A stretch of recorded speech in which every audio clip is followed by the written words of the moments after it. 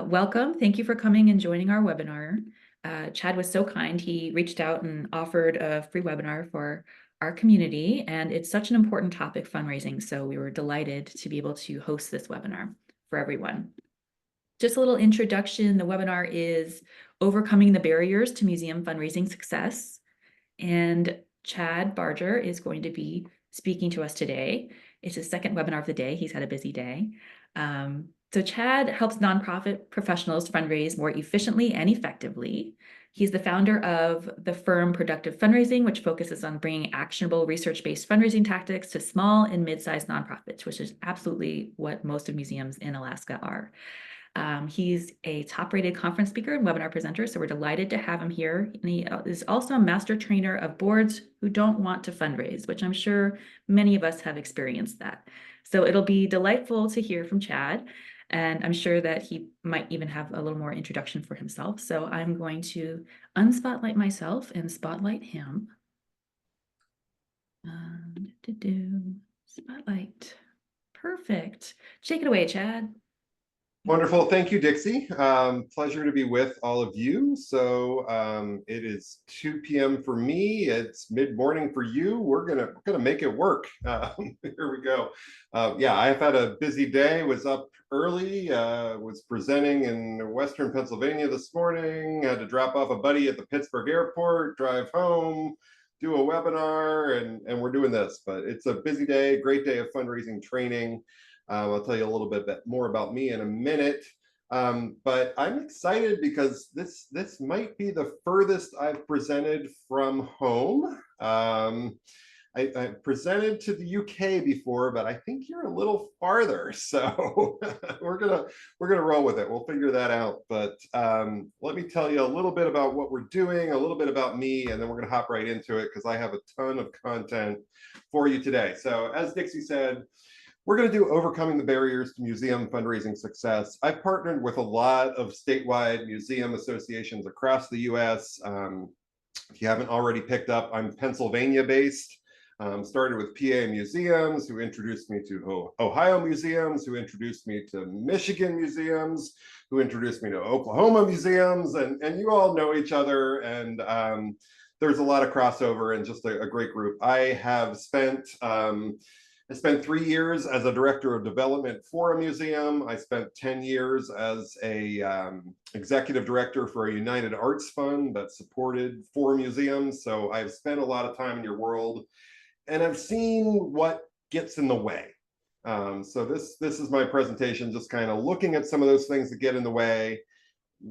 How can we address it? And more importantly, what can we do about it? What are some actionable things, some takeaways, some tools and resources that we can put into action? So I'm going to hop right into the first one. As Dixie mentioned, I do a lot of speaking at conferences. I was just doing that yesterday. I was on the road for 10 days 2 weeks ago down south in Charleston, Savannah, Orlando, Miami at conferences. 'Tis the season. Fall and the spring are always super busy. When I'm there, they give me one of these. Right?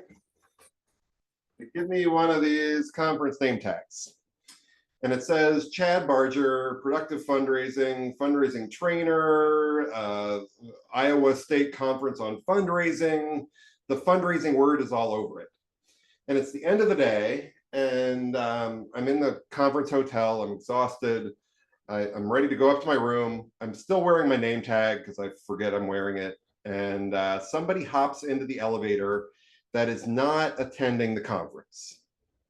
And what do if someone's wearing a name tag when you go in an elevator, right? You're going to read it. So they read it. I watch their face, right? I watch their face. They read my name tag, and their face kind of goes something like, oh, or sometimes, oh, right? There's this like visual reaction to that fundraising word.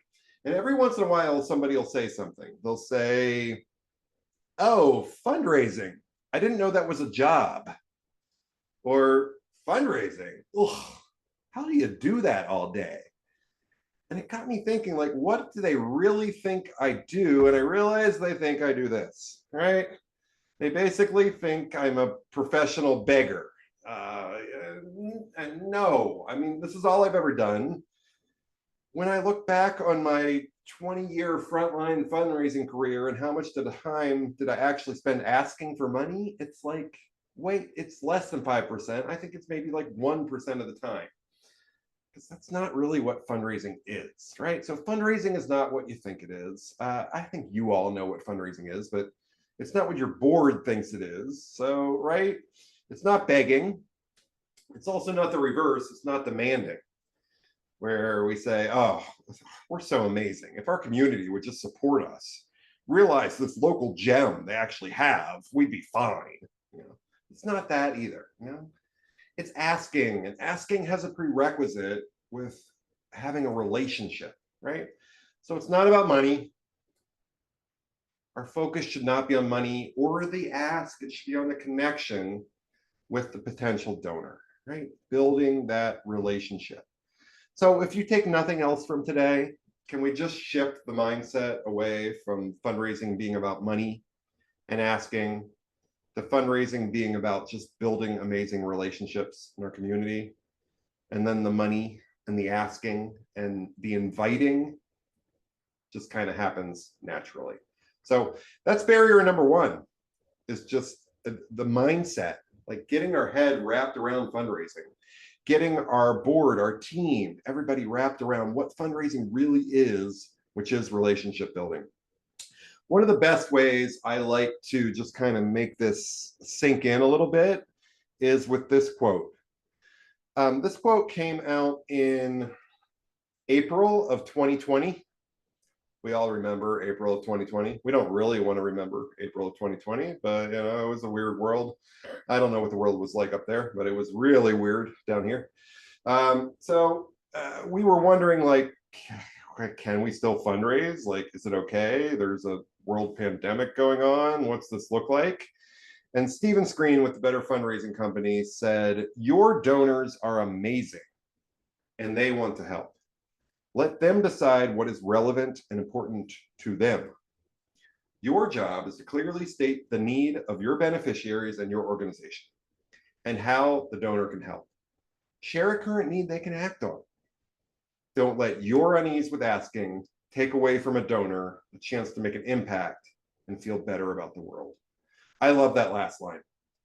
Don't let your unease, like, oh, I don't want to ask, I don't know, is it okay? Don't let that get in the way of extending that invitation to a donor for a chance to make an impact and feel better about the world. I always say your job is not to get a yes. Your job is not to get a gift. Your job is simply to extend the invitation to give and keep extending it over and over and over and again. The yeses will come. You'll get tons of no's. Big deal, right? Yeah. Those are probably no maybes. It's just not the right time. You know, something else is wrong. Just extend the invitation to give. That's so much easier than thinking like, oh, I got to raise this money. I got to get this yes. No, just go extend the invitation to give. So, all right. So in this quick hour that I'm cramming way too much information into, we're going to cover the 6 most common barriers to fundraising success and solutions. I have lots of resources for you at the end, and hopefully we have a couple minutes at the end to tackle your fundraising challenges and unique items. I want to fully recognize that I am speaking to a group that I understand a little bit of, but we have cultural differences. I understand you all represent unique populations, Indigenous populations. I've worked with lots of Canadian groups with you know, announcements at the beginning about great land things, and so fully just want to be sensitive. And I recognize that you know, I don't have to do that all the time here, and I fully want to give you the opportunity through the chat that if I am saying something insensitive or something that doesn't apply, please feel free to correct me. I am open to learning and want to keep that door open. So, you know, just extending. I'm opening a new door today, and hopefully I can open some new doors to you as well. But a little bit about who I am before we hop into this. I am I got slides going all over the place. Here we go. There we go. I am a fundraiser. I've spent 20 years as a frontline fundraiser serving the organizations you see in the top row here. I am an advanced certified fundraising executive, one of only 117 in the world. I'm an advanced certified nonprofit professional, a master trainer with the Association of Fundraising Professionals. I serve my company, Productive Fundraising, provides fundraising training and coaching for small to mid-sized nonprofits. And I have the esteemed honor of serving on the faculty at both Temple University through their online programming and Messiah University. Little bit of trivia here. So I live just outside of Hershey, Pennsylvania, where we make your chocolate bars. You have Hershey bars, right? Yeah, they go everywhere. So I know you have Hershey bars. Okay. My trivia question is, why do we make your Hershey bars in middle of nowhere, Pennsylvania? Anybody have any idea?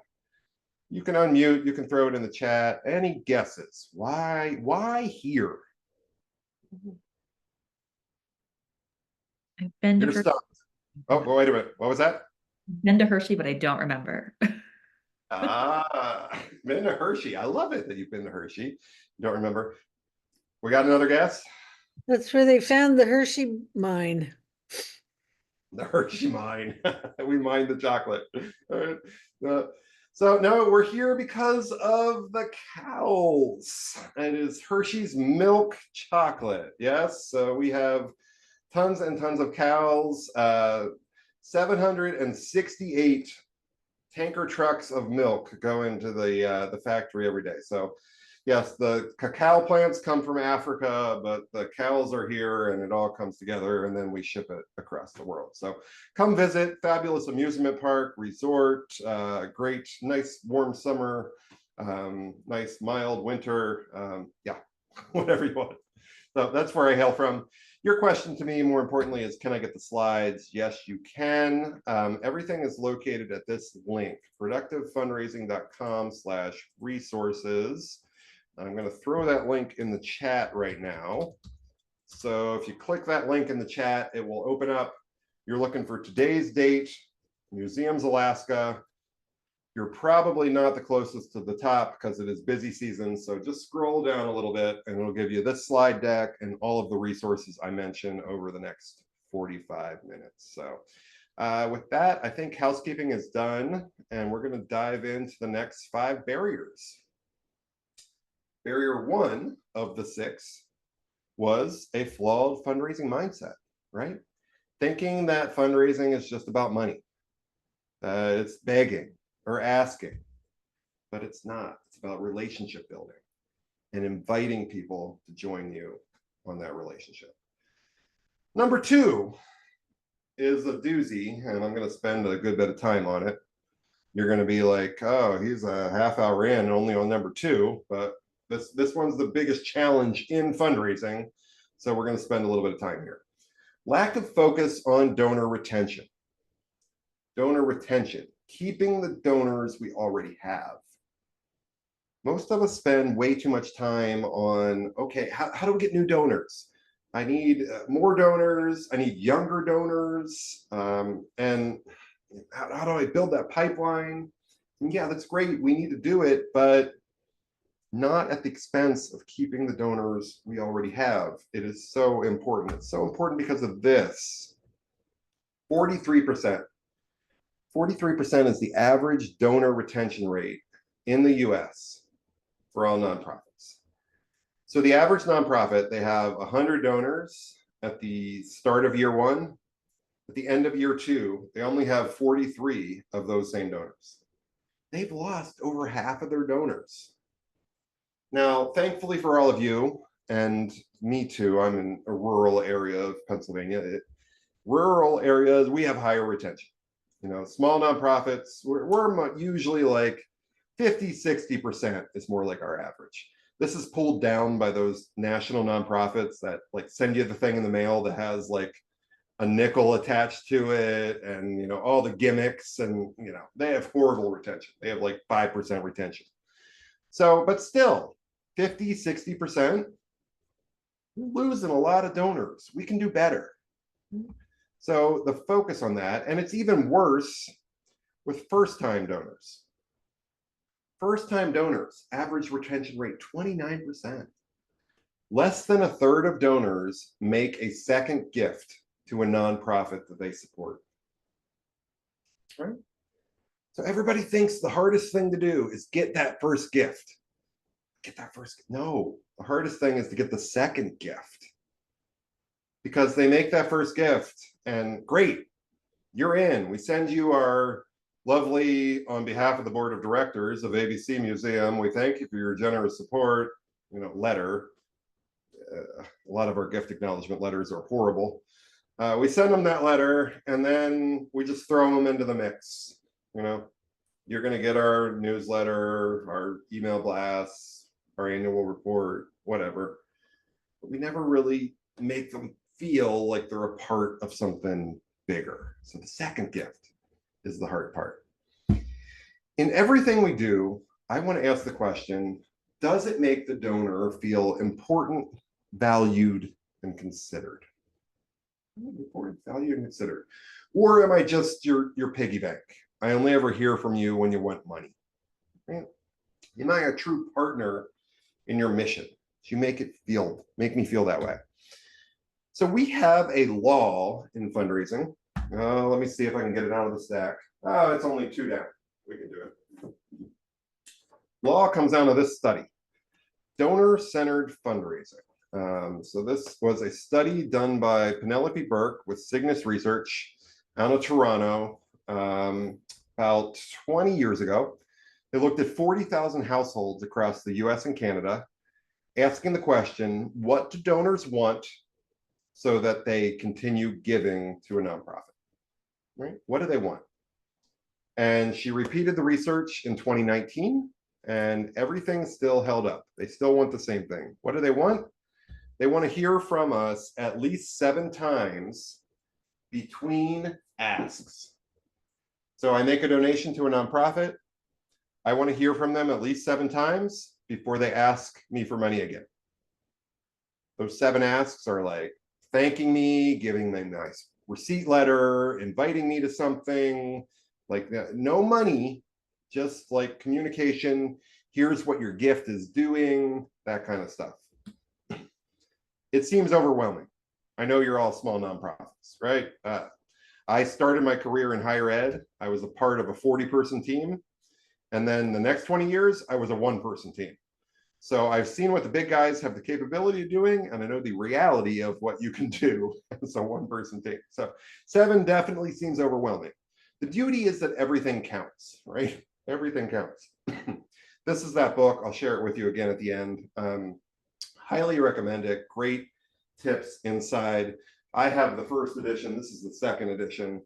For some reason, it's an expensive book. It's like an $80 book. I don't know why. A lot of libraries have it, but yeah, we'll see. But I do recommend it. So these 7 things, they're donor touch points, reaching out to donors. Just some kind of informational bit. So I just want to give you examples of how you can simply do the most enjoyable part of fundraising, which is reaching out, saying thank you, building a relationship, but we don't make the time to do it because we're too busy trying to raise that new revenue. Here's Penelope, the author of that study. She says, every communication you send to a donor is interrupting something they're already doing. So make it count. Make it count. All right. Let's look at some sample touch points. So it's really hard to find a photo of a tour, but you all know what's going on here, right? Invite them in for a tour. You have a museum, right? This is a behind the scenes tour. We're going to take you into the room that says employees only.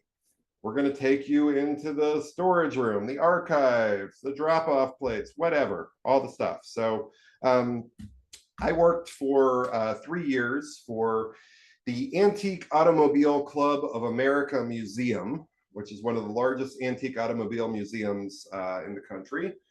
About 153 square foot. You need a lot of room when you things you're displaying as a vehicle, so we were big. And my favorite thing to do was to invite my donors in. We do the standard tour, and then I'd say, yeah, let's go into the detail shop, the prep room.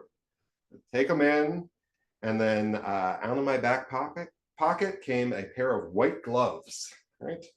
The white gloves are the most amazing museum tool, right? The gloves go on, and then all of a sudden you can rub your hand over the fender of the car you drove as a high school senior, or something like that. Did I let them touch the priceless gems? Heck no. But this thing was in the parade fleet, you know, it was a little, they could have touched it with their bare hands, it wouldn't have mattered. But having the white gloves on, getting to touch something, amazing experience. Another one of my clients is the Adams County Historical Society in Gettysburg, Pennsylvania. You all know what happened in Gettysburg, Pennsylvania. So they have some unique things like a cannonball that was stuck in a tree for 150 years until it was pulled out and donated to the museum. They get to hold that cannonball with their white gloves, right? They could hold it with their bare hands. They're not gonna hurt the cannonball. Right? Like, what is that thing in your archive? That thing, you know, a little experience that you can create, but that just putting on the white gloves, having that VIP experience, it does something. It kind of unlocks and creates this. So a tour, even open the door, take them in the boiler room, like the employee break room. Just what are the places that I can't usually go to that you can show me? The white glove treatment goes a long way. So what does that look like? We walk around with these all the time, right? We have these in our pockets, high resolution cameras and video cameras, and we kind of forget to use them. So how can we use them? Like, here's a simple one. This is McGee Rehab in Philly. They raised money to buy a new piece of equipment for the physical therapy team. The piece of equipment comes in. Here are all the physical therapists. They hand them a piece of poster board to hold. They take their photo, and then they send it out to their donors. Like, hey, the new piece of equipment is here. You know, the new acquisition is here. Thanks so much. You made it happen. It just brings it to life.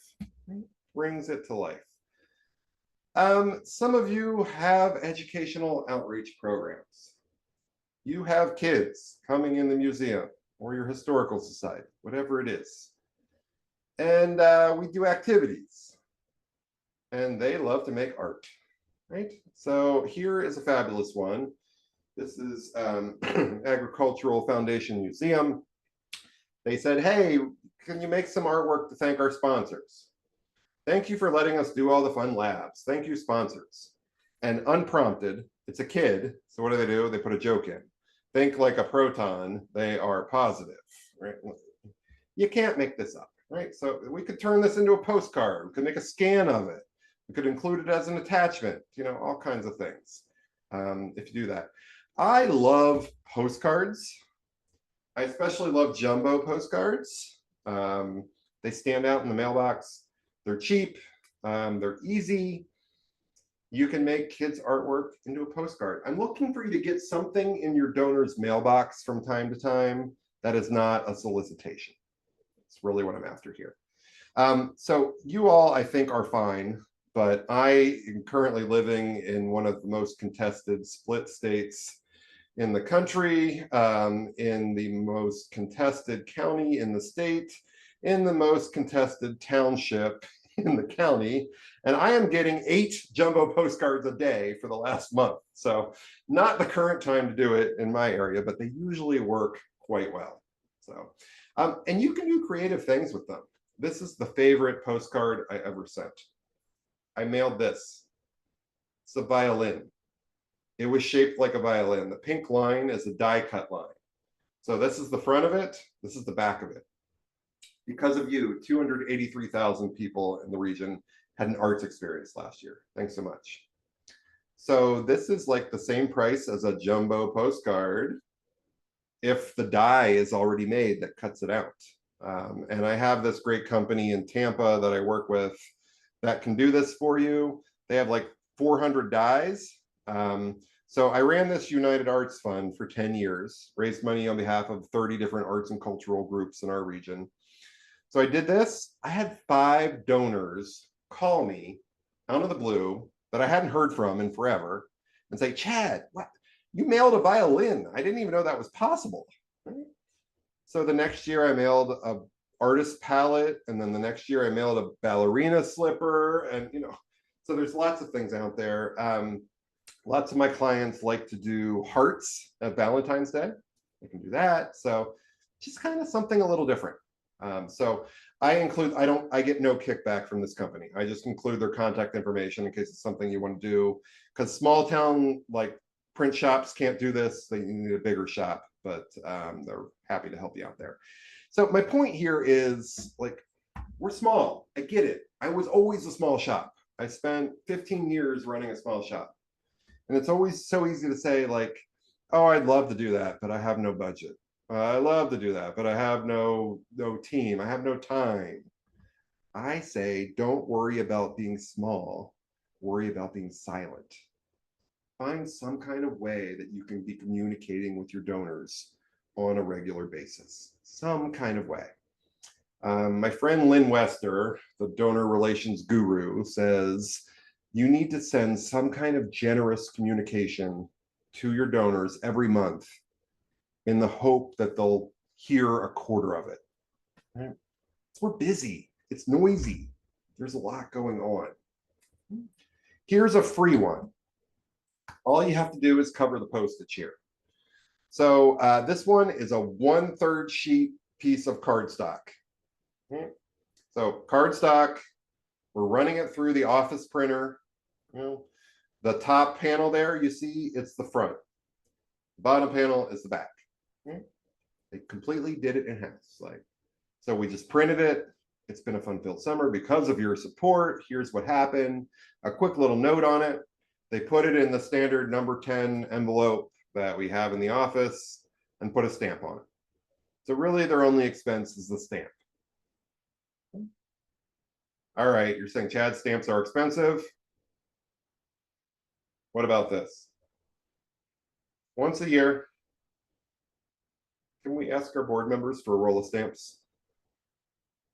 I'm losing track these days because they're going up so fast, but I think they're like 73 cents. I don't know. 73 bucks a board member, once a year. And now you have 100 opportunities to send something like this. Goes a long way. It seems insignificant, but it really goes a long way. I get this in the mail.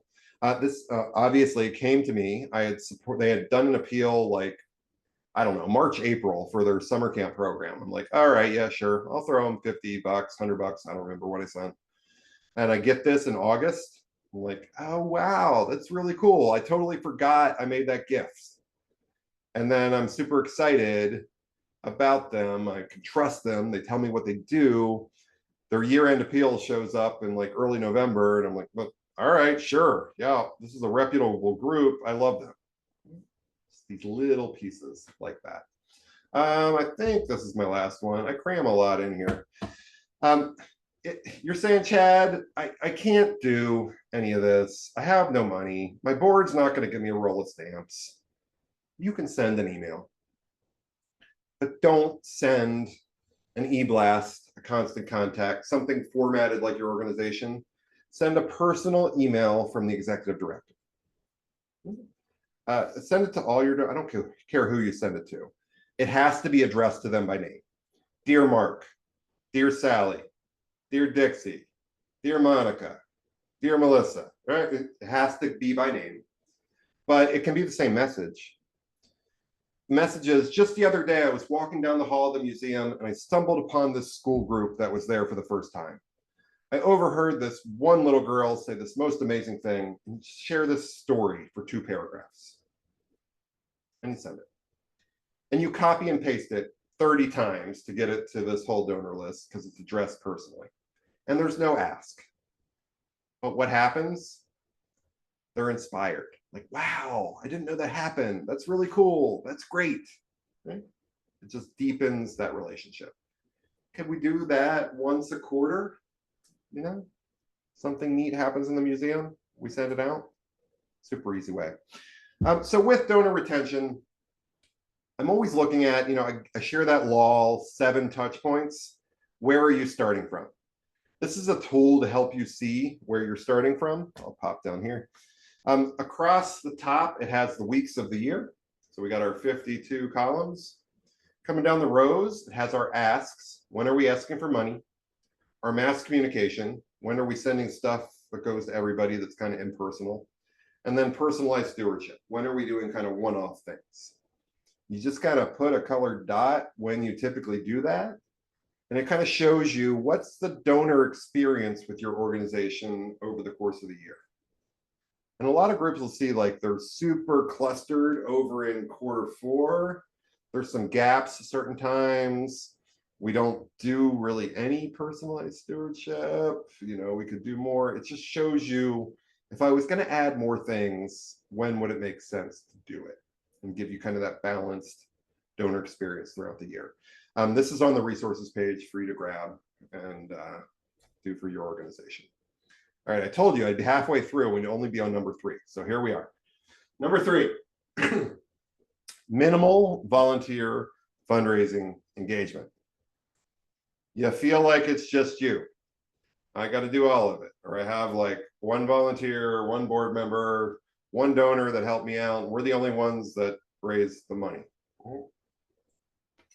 Or we get all our money through this grant, you know, and nobody in our community actually supports it. Like, it's how do I get more people connected and engaged?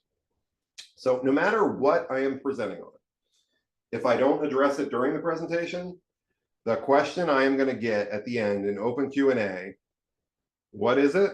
Number 1 complaint, Chad, no matter how often I ask, my board won't fundraise, right? They won't help me. I am on my own. They will not fundraise. I actually kind of take issue with that word won't, because in my experience, I find that it's not that they will not fundraise, it's that something's missing. It's usually 1, 2, or all 3 of these items. Clarity. They just don't really know what they're supposed to do when it comes to fundraising. So we say, you know, board members need to help with fundraising. Well, what does that mean? Like be specific. We know what that looks like. Or, you know, I know what I'm supposed to do, but I don't know how to do it. I've never had training. You just assume that I know how to do all this stuff because I'm a successful business person or community leader or whatever. And motivation. Like sometimes I just, you know, we hold our board meetings at 8 in the morning or 7 at night or somewhere outside of the museum, and I never get to see the mission in action. And that's what motivates me to really do all this stuff. So those things get in the way. So I'll give you a couple quick tools here. I find sometimes, a lot of times, we as nonprofit professionals don't really know what our board's role is when it comes to fundraising. So what is that? Well, they're a donor to the organization. They're our first donors. They make a personally significant contribution. They're a visionary leader. Yeah, in all aspects, but with fundraising, that means they make it a priority. It's not just an afterthought. It's not just the thing that closes the budget gap between all our other revenue sources and what we need to operate. And there are resources available to fundraise. You know, it takes money to fundraise. We have a budget. A risk mitigator. They make sure there are policies and procedures in place to mitigate the risk of fundraising. You know, asking questions like, what if somebody wants to donate their house to the museum? What if somebody wants to donate cryptocurrency? You know, things like this. Gift acceptance policy, other things in place. And the ones they're kind of familiar with, an ambassador. They go out from the museum, they reach out in their personal and business network to spread the word, let everybody know what's going on, and supporter. They're supporting that internal fundraising function. They're helping us with events, serving on committees, those kind of things. So that's their role. Do we tell them? Where does this go? We should have a board job description. Board job description. My sample one is on the resources page for you, and it should be very specific. My favorite one is Make your own personally significant financial contribution to the museum by the end of the first month of the fiscal year. And then it's done. It's in. We can check that box. Do you have 100% board participation? We're good to go. But yeah, and we share this with them before they come on the board. It's very clear, you know the role and responsibility. That knowledge piece, we don't make assumptions. We give them training. And folks, I'm sorry, you can't do it. You can't train your own board. I was an executive director of a nonprofit for 10 years. I was doing board training for the last 3 years of that. I never trained my own board. They won't listen. You're too close. You can tell them what to do, but you can hire somebody like me. It's going to cost you way too much money to fly me to Alaska, but you could, or you could just trade with a peer, someone else, and train each other's board. Right? You design the slide deck, you do everything for your own board, just have a peer actually present it. They're going to be like, oh, wow, why did we never think of that? You've been telling them to do that for the last 3 years, right? But just that outside expert theory, it's something with human psychology. It's really weird. But yeah, get them training. And how do you get them to buy in? You let them help decide what is on the agenda. So a board self-assessment. I have one on the resources page for you. Again, that's productivefundraising.com/resources. Let them score themselves on how they feel competent and design half of the training to address that. And the other half is what you know they really need in order to be more effective in their role. Finally, that motivation piece. How do we keep them motivated? As I said, I ran a United Arts Fund for 10 years. And I had this very type A board, mostly like lawyers, business owners. We met at 8 in the morning. We had 90 minutes. They came in, they just wanted to get it done. And they all came in with like their own pet issues. Like Ruth is upset the financial statements still aren't formatted the way she wants them. Bob's upset that this program still hasn't launched, all of that. So we'd start the board meeting and they're all like, getting into it. Was not enjoyable. So then I started with a mission moment, right? A mission moment where I would have one of our beneficiaries come in, one of the arts groups we gave money to, and I would ask them to take 5 minutes and explain what the funding we provided allowed them to do that they otherwise wouldn't be able to do. And it was always like educational outreach, like really cool, innovative programs that, the funding just wasn't going to happen otherwise. And they tell this heartwarming story about how this arts experience changed this kid's life or this immigrant's life or something like that. And then I was on guard. Like I had my shepherd's hook. You got 5 minutes. You're getting out of here. I got a board meeting to run. There's stuff to do. But it completely changed the dynamic in the room, right? All of a sudden it went from why aren't the financials the right way to wow, that's really cool. I didn't know we did that. I didn't know the work we did. How do we do more of that? That's really cool. Which instantly led to a conversation on, well, hey, we need more funding and resources to be able to do more of that, and just kind of created this great dynamic. So mission moments can really transform a board meeting.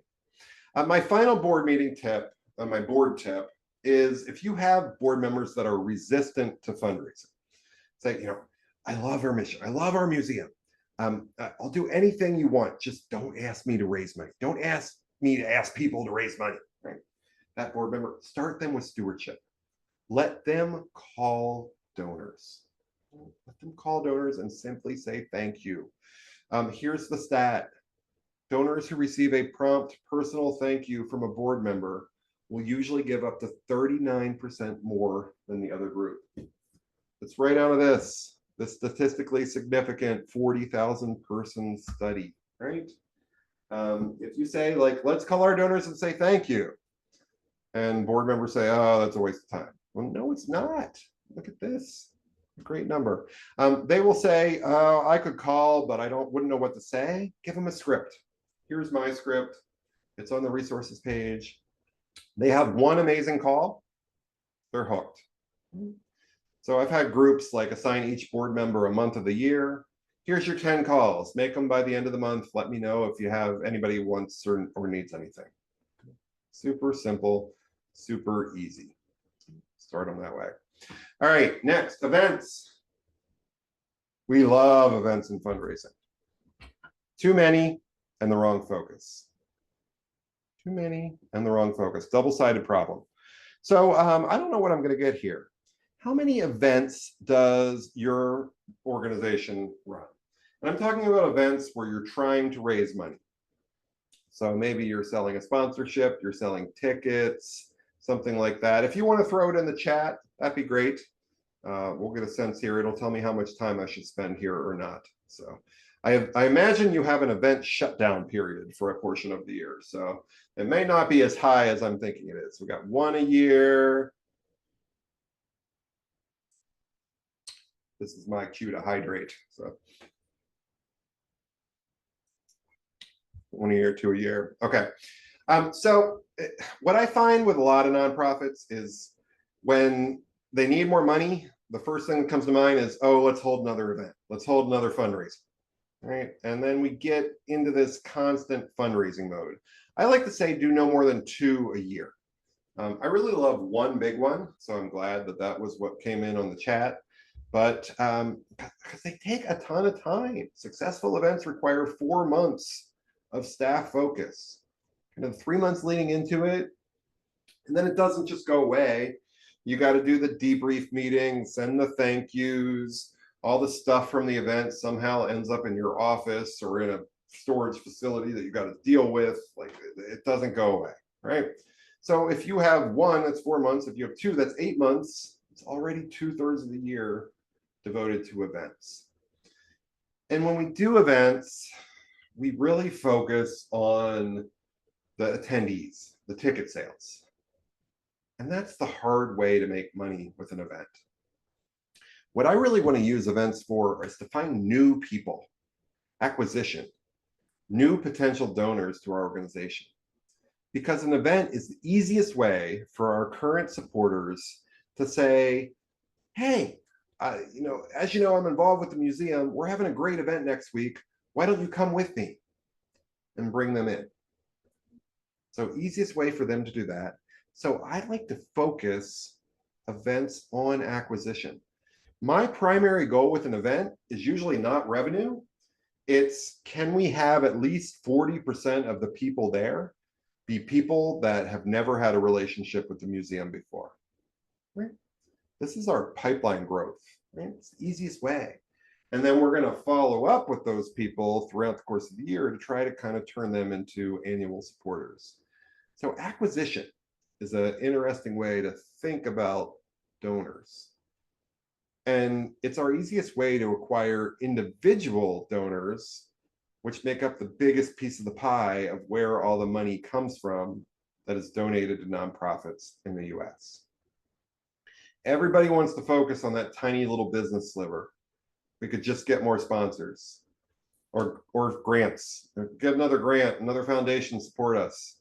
Collectively, they're like less than 1/3 of all money.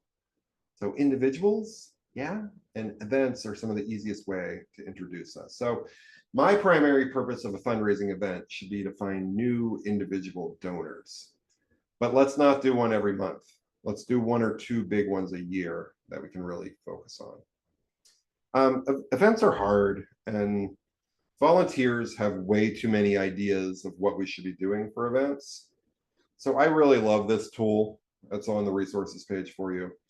It's an evaluation sheet for new fundraising ideas. It works great for events put out by my good friends, Alice Ferris and Jim Anderson with Goldbusters Consulting out of Flagstaff, Arizona. Here's how you use it, right? You're going to evaluate these events and event ideas on these 5 categories. Potential revenue, how much money can it make? Effort, how hard is it? Likely success, can we pull this off? And I love these last 2. Uniqueness, is it different? Or is it the same annual dinner? I don't know if you have golf tournaments or not. There's way too many golf tournaments around here. The same thing every other nonprofit does, or is it something different? And is our mission infused into it? Is there a way that we expose people to what we have? So you just score things like this, and it instantly shows you like what makes the most sense. Question. You can just do raise of hand. You don't have to do chat. Did anybody do a virtual event in 2020 or 2021? Anything kind of virtual or online? All right, wasn't big in that market. Happened a lot down here. So those are actually a decent tool. But yeah, just evaluate the events, see what works. This helps to convince people that their harebrained idea maybe doesn't make so much sense. All right, number 5, not making occasional designated asks. Designated. So typically when we do an appeal, we reach out for support, it's, hey, support the museum. Hey, support our organization. We're looking for unrestricted support. That I fully recommend. We have to do that. We need that unrestricted support. A lot of our support is grant support that's tied to doing this specific program, this specific thing, buying this specific equipment, acquiring this specific artifact, whatever it is. But sometimes it makes sense to do the other way. So I am 100% adamant that you must send out a end of calendar year appeal during the last 6 weeks of the year, where you're just asking for support of your organization. You should be drafting it now, getting it ready to go. I love to get it in mailboxes on like Cyber Monday, get it out to your supporters. Why? 30% of all giving happens in the last 6 weeks of the year. 30% in the last 6 weeks. And then 12% of all giving happens in the last 3 days of the year. So what needs to happen then? An email. Email out there. Here's the giving link. It's a follow-up on that appeal. So that's our unrestricted fundraising season. But if you're doing well with communicating with your donors, you're kind of hitting that fundraising law of 7, there's some additional outreach. You do that over the course of the next few months, January, February, March, April. Come May, there's an opportunity for another ask. I hate that they call it an annual appeal. I don't call it an annual appeal. That's why I call it an end of calendar year appeal, because you can reach out more than once a year. And if you reach out like late spring with something specific that you're raising money for, even the people that give in December, they'll make an extra gift because it's going to some kind of special project, special cause, something like that. I like to call these micro projects. So pick something in your operating budget, something you're already going to do. And I know for all of you, like summer's the season, right? Weather is finally good. We got programming, things are going on. Pick the thing that donors love the most and do a mini campaign just for it, right? I say it's like pull one piece out of your puzzle. This is not something on the wish list. This is something you're already doing. It's in the budget. So this is budget relieving. It's basically like unrestricted support. The only problem is if you raise more money than you budgeted for it, and that's my definition of a good problem. We can figure out how to spend that extra money. So smaller donations, my gift feels more significant. You have a $5,000 goal, I'm giving $250. That feels much better than I'm giving $1,000 towards your $250,000 goal. Okay? It's like crowdfunding. And everybody always tells me they want younger donors to give. Younger donors like this. They like to know exactly where their dollars are going. I say, well, find the sexy thing in your operating budget. And my trick is I get a sponsor for it. So some local business is going to support this campaign. They're going to give a couple $1,000s. I got a running head start. They get some publicity and off we go. So I don't have a fabulous museum example, but I think you can adapt my library example. So here we go. Most libraries do a summer reading program. So, kids are out of school, they're there. A lot of middle-aged donors have nostalgia for that. They can remember like enrolling in that as a kid. This comes out and look, here's the ask form. I'm adopting 5 readers for $50, 10 readers for $100. So what is your summer programming? If it can go towards kids, even better. That's something that most people, I'm giving you $500 to support the museum in December. I'm going to give you another $250 to adopt, 25 readers or 25 summer camp program participants come that time of year. So an opportunity that I think a lot of groups miss. What could that look like for your museum? So I think I misnumbered because we are going to wrap up, but it is time to wrap up. Additional fundraising resources. What do I have for you? I go by Fundraiser Chad on social media. I am always sharing articles, tips, webinars, all kinds of good stuff. So I'm most active on LinkedIn, Instagram, and a little bit on Facebook. That's a weird platform these days, so I don't quite have that figured out. So for some reason, they're not letting me post links this month, which is a challenge. So we shall see. I have a brand new rebranded YouTube channel called Nonprofits Cutting Through the Noise. It's hard to get our donors' attention. So I'm just doing like quick little 20, 30, 50-second things on what has worked to get donors' attention. Here it is. So I'm having fun with this. I have about 10 of them filmed and rolling out one a week. That's there. I do a free monthly webinar every month. I just did this month's earlier today, but next month is simplified fundraising planning for small nonprofits. So you don't need this massive fundraising plan. You need a simple tool that can just kind of lay it out for the year, do some analysis. That is on the 21st at 1 p.m. Eastern. I'm not going to pretend I know how to do time zones. I will let you all do that, but hopefully that's not too early in the morning. And 2, you can just sign up. As long as you're signed up, you'll automatically get the free recording. So that's there each and every month. I'm going to add Dixie to my distribution list on those free monthly webinars. So depending on your programming, she can distribute that if she so chooses and go from there. I mentioned I teach at Temple. At Temple, I teach the 10-week online fundraising certificate program. So in 10 weeks, we go through, there we go. We go through Nonprofit Fundraising 101 by Heyman. So we kind of look at all the fundraising tools. You go through it with a cohort of about 15 to 20 people. It starts out week 1 is a 3-hour Zoom intensive, and week 10 is a 3-hour Zoom intensive with me. Weeks 2 through 8 are all independent learning. There's a lecture to watch, there's other things, and then you have discussion board posts where you're discussing what you're learning with other cohort members. So it's a great way to get up to speed with fundraising in a quick period of time at an affordable price point. And we're wrapping up a cohort now. A new one launches in January. So that's on the resources page if that's something of interest.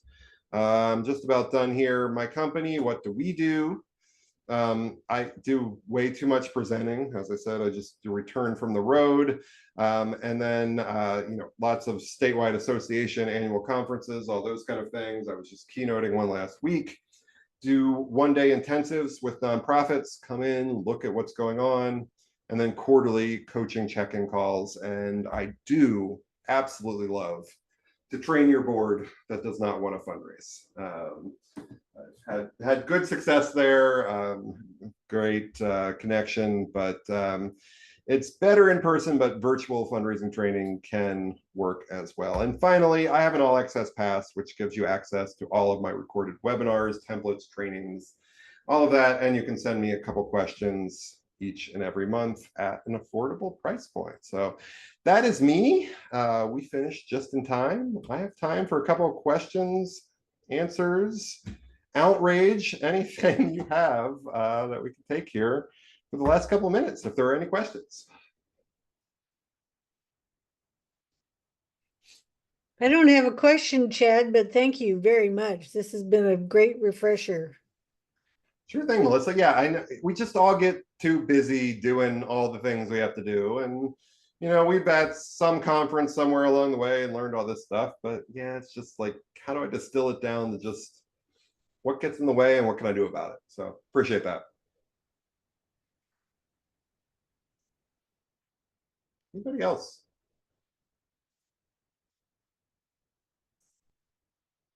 All right. Well, I'm going to toss it back to Dixie to close us out. And I'll just say thank you all so much.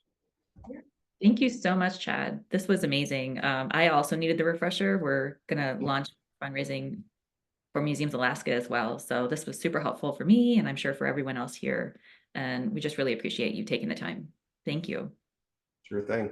Thank you all. Take care. Happy fundraising. Thank you for the service you do to your communities.